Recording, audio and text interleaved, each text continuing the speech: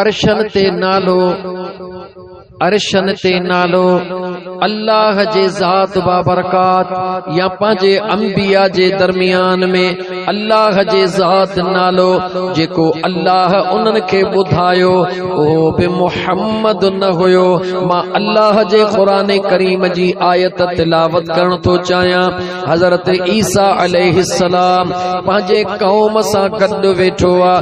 हज़रत ईसा अलैहिस्सलाम खे अल्लाह जे ज़ात एतिरो त ताक़त ऐं पावर ता फरमायो आहे जो मिट्टीअ मां पखी ठाहे अन्नी अख़लक़ु लकुम मिन तीन कहैअति तैर फ़अन्फ़ुख़ु फ़ीहि फ़यकूनु तैरन बिइज़्निल्लाह।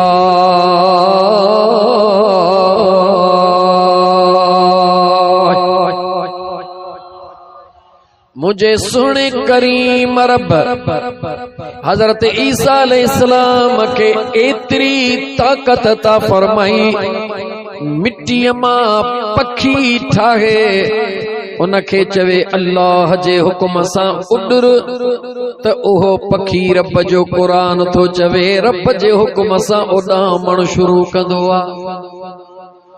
व उबरिउल अकमह वल अबरस व उहिल मौता बिइज़्निल्लाह। अल्लाह जे ज़ात बाबरकात जो प्यारो नबी हजरत ईसा अलैहिस्सलाम कोढ़ जा मरीज जन जो दुनिया में उन वक्त ताईं को इलाज को न हुयो ला इलाज कोढ़ जा मरीज ईंदा हुया। हजरत ईसा हथड़ो घुमाईंदो हो रब जो क़ुरान तो चवे चंगा भला थी वेंदा हुया। जी जल अमड़ जे पेटा जेके नाबीन ॼमंदा हुआ हजरत ईसा जो ज़िक्र छो तो कया जो ॾहीअ वारनि सां ॾाढो गहरो ॻांढापो आहे। हजरत ईसा अलैहिस्सलाम जे ला रब जो क़ुरान तो फरमाए जेके अमड़ जे पेटा नाबीन ॼमंदा हुया अमड़ जे पेटा ॼमंदा ई नाबीन हुया जन जो दुनिया में इलाज न हुयो। रब जो क़ुरान करीम तो फरमाए मुझो सुहिणो ईसा हथड़ो घुमाईंदो हुयो उन्हनि खे रब नूर अता करे छॾींदो हुयो। अञा आयत पूरी कयां या बस कयां अॻिते हलां? आयत पूरी कयां। व उनब्बिउकुम बिमा तअकुलून वमा तदखिरून फी बुयूतिकुम इन्न फी ज़ालिका लआयतल लकुम इन कुंतुम मुमिनीन।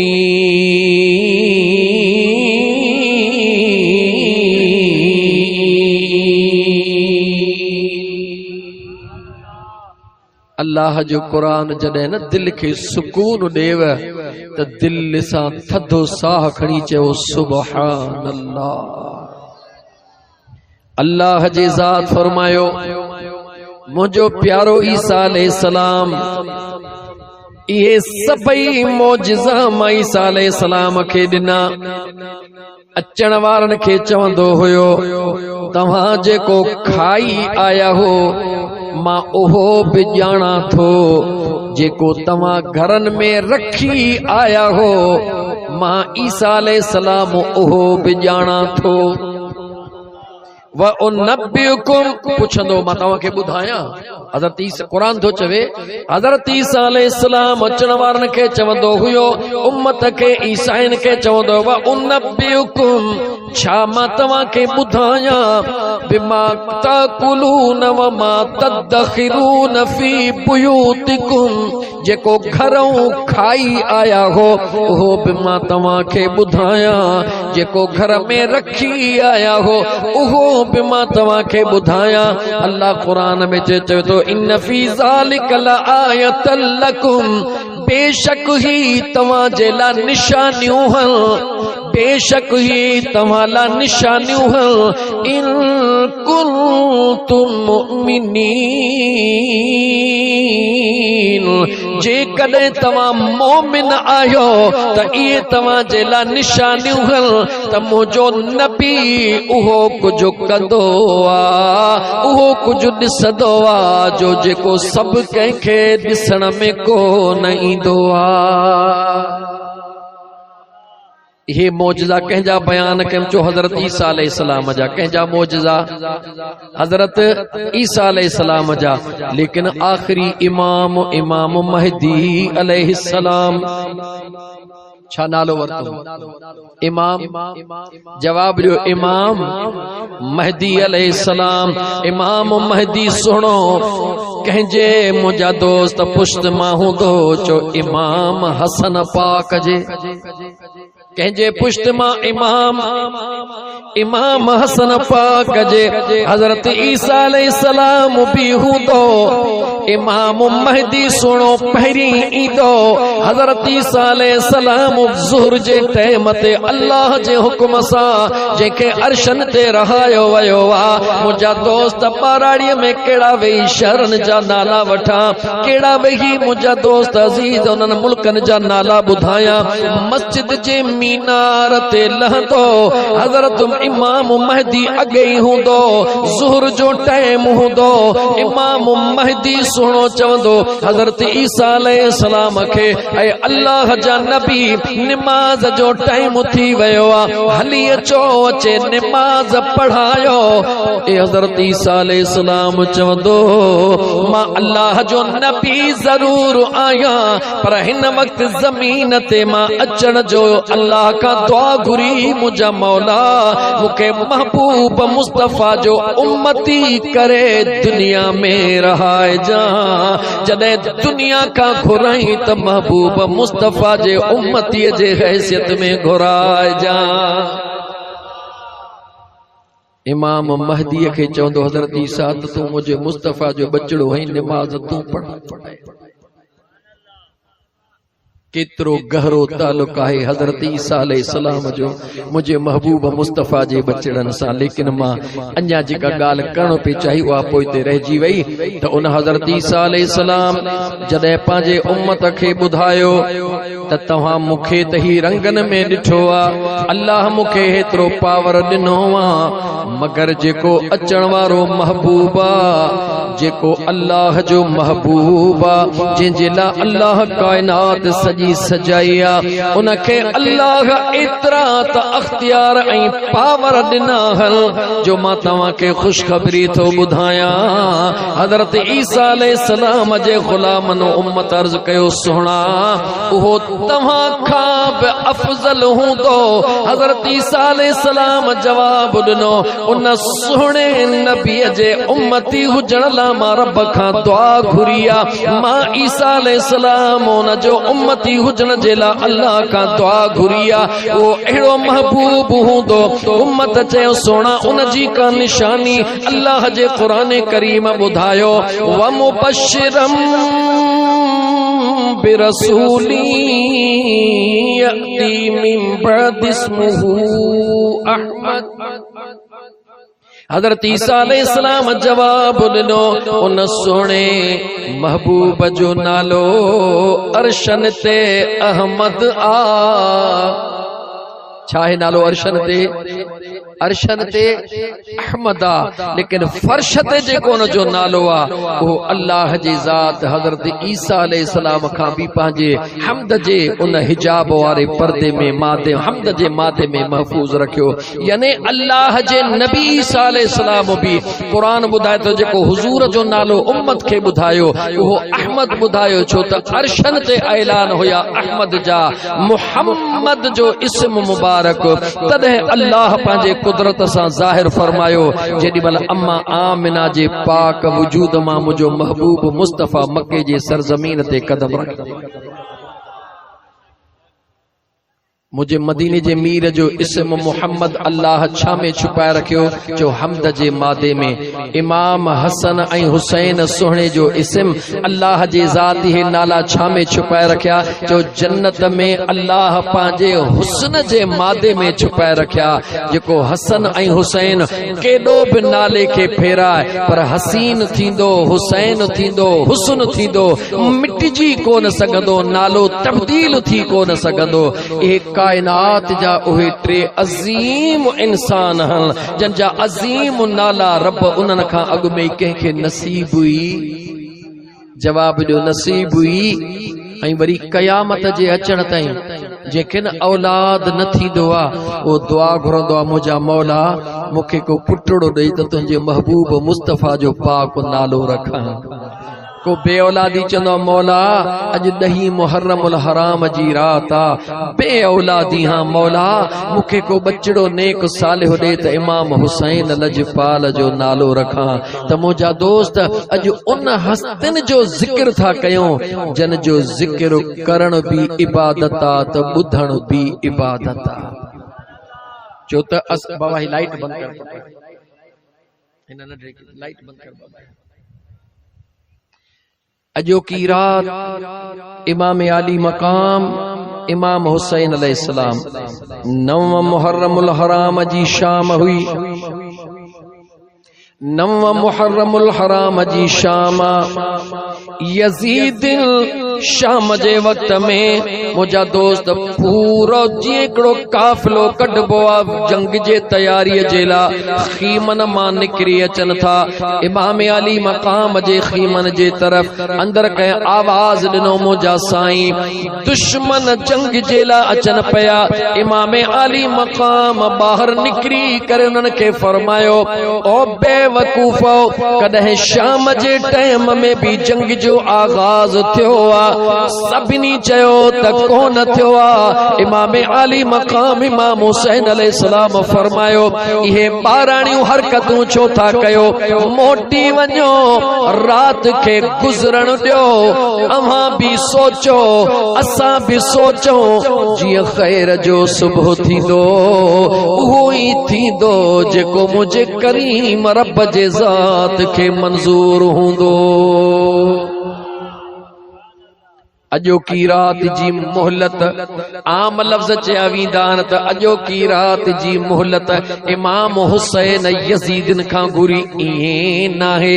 अजो की रात जी मोहलत इमाम अली मकाम मुझे करीम रब खां घुरी छो अल्लाह जे ज़ात खां घुरी पूरी दुनिया जी तारीख़ खोले ॾिसो हकीकत ते मबनी तारीख़ खोले ॾिसो।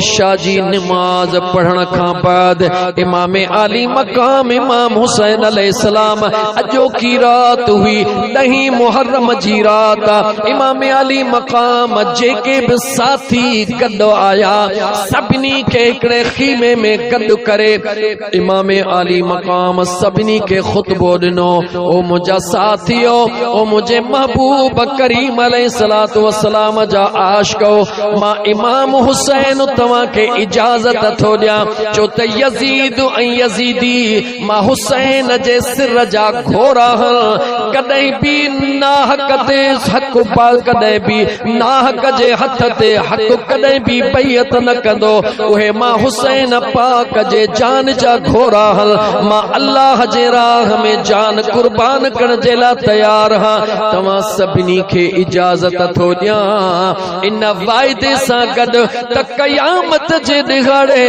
मां पंहिंजे सुहिणे नाने नबी पाक जे दरबार में तव्हां मां कंहिंजी बि शिकायत कोन कंदुसि। जन्नत जे लाइ वाइदो थो तव्हां सां कयां जंहिंखे वापसि वञिणो आहे मुंहिंजी इजाज़त हलिया वञो इए चई करे पाण जेको परंदड़ ॾियो आहे उनखे उछायो वियो त कंहिंखे वञण में बि का दिक़त न थिए पर जेॾी महिल वरी ॾियो ॿारियो वियो त सभ जो सभु मुंहिंजे सुहिणे हुसैन जा आशिक अल्लाह जे ज़िक्र में मुंहिंजे मुस्तफ़ा जे दुरूद में मस्त लॻा पिया हुया। केड़ो अमल करे रहा होया अल्लाह जो जिक्र, अल्लाह जे पाक कुरान करीम जी तिलावत ऐं मुझे सोहणे नबी पाक अलैहिस्सलातु वस्सलाम ते दुरूद पढ़ी रहा होया। मुझे करीम आका जे बचड़े पुछो साथियो तव्हां वया कोन? उन्हनि चयो सोना जन्नत अखिन सां ॾिसी छॾे जहन्नम में केर वेंदो? मरण जी घड़ी त मुक़रर आ। अल्लाह जे कुरान फरमायो आ त घड़ी न हेॾे थींदी न होॾे थींदी। मौत जी घड़ी भी मुक़रर आ, मौत जी जगह भी मुक़रर आ। जॾहिं सभु कुझु जी पक्का त पोइ जन्नत छॾे जहन्नम में काॾे वञो? सोना दिलबरा हुसैन खे छॾे वञो? ईअं थी नथो सघे। इमाम आली मक़ाम जे कुरान खे जवाब इनायत फरमायो, पाण फरमायो जेकॾहिं अवां अज़म पको करे वेठा हो त पोइ सॼी राति मुंहिंजे करीम रब जे कुरान जी तिलावतूं कयो। छा पाण फरमायो छा कयो सॼी राति? इन करे मूं तव्हांखे चयो न अल्लाह जे ज़िक्र वारी महफ़िल में अचण वारो, इमाम आली मक़ाम जे हिन मोहब्बत ऐं इश्क वारी महफ़िल में अचण वारो अवां खे करोड़े मुबारक हुअनि। बेशक तव्हां सोची सघो था त मौलवी शायद पंहिंजो कद वधाइण लाइ पियो चवे। न मुंहिंजा दोस्त अज़ीज़ यादि रखी छॾियो, न कंहिं मौलवीअ जे जलसे सां मुंहिंजे हुसैन जो शान वधंदो, न कंहिं ज़ाकिर जे मजलिस करण सां मुंहिंजे हुसैन जो शान वधंदो, न कीरा बिरादरीअ जे ख़ैर करण सां मुंहिंजे लजपाल जो शान वधंदो, न दुनिया सॼीअ जे ख़ैर ख़ैरातुनि सां शान वधंदो। न न शान वारा त एॾा जन जो अॻे ई अल्लाह शान आला उत्तम करे छॾियो आ। तव्हां सां जी सभु कुझु छो था कयूं? इन जे करे था कयूं उन सुहिणनि खे असां जे हिन करण जी ज़रूरत नाहे, पर तव्हां असांखे जन्नत में वञण लाइ हिन सुहिणी निस्बत जी ज़रूरत आहे। अॼु ही जेको ओजागो पिया कयो मुंहिंजे हुसैन लाइ न मथां सोचो त सोने हुसैन लाइ था कयूं, न मुंहिंजा जानी मुंहिंजे लजपाल हुसैन लाइ न, पंहिंजे लाइ था कयूं, पंहिंजे लाइ था कयूं। अॼु जेको क़ुरान था पढ़ूं या जेके ॿ ॻाल्हियूं ॿुधी अखियुनि में लुड़क था लाड़ियूं, कंहिंजे लाइ था लाड़ियूं? पंहिंजे लाइ था लाड़ियूं। इहे कॾहिं कम ईंदा? इहो तॾहिं कम ईंदा जॾहिं सभई छॾे वेंदा। छो त जन जे याद में लुड़क था लाड़ियो ख़बर ते उहे केर हन? हुई अल्लाह दुला मदीने वारे जा कंदा कुल्हड़ ते जे सवारी हुआ। हुई अल्लाह दुला मदीने वारे जा कंदा कुल्हड़नि ते जे सवारी हुआ। अज शहर मदीनो छॾे बचड़ने, अज शहर मदीनो छॾे बचड़ने, वञी ऋण पट खे त वसायो आ। केॾा सूर ऐं सख़्तियूं सिर ते सही, जन दीनो नाने जो बचायो आ। केॾा सूर ऐं सख़्तियूं सिर ते सही, जन दीनो नाने जो बचायो आ। हिकरे तत तलबी वारी हुजे ढुक, पाणी लाहू प्यासा हुजने। हिकरे तत तलबी वारी हुजे ढुक, पाणी लाहू प्यासा हुजन। केर जो आबे कौसर जा जे मालिक हन, आबे कौसर जा जे मालिक हन। अॼु कैद किस्मत तने खे करायो आ। केॾा सूर ऐं सख़्तियूं सिर ते सही, जन्नतीन नाने जो बचायो कि सुकर बलावा रन जो तबुधी अज अखड़िन आप वहायो केदा सूर ऐ सखे त्यों सिरत सही जन्नतीन नाने जो बचायो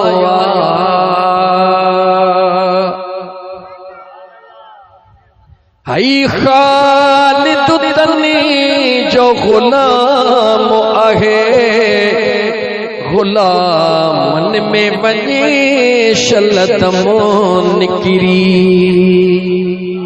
ही खालिद तनी जो गुलाम आहे गुलामीअ में वने शलतमो निकरी ऐं पंहिंजो करे हू कबूल कंदा ना गोरत संदन जो सायो केॾा सूर ऐं सख़्तियूं सिरत सही जन्नतीन नाने जो बचायो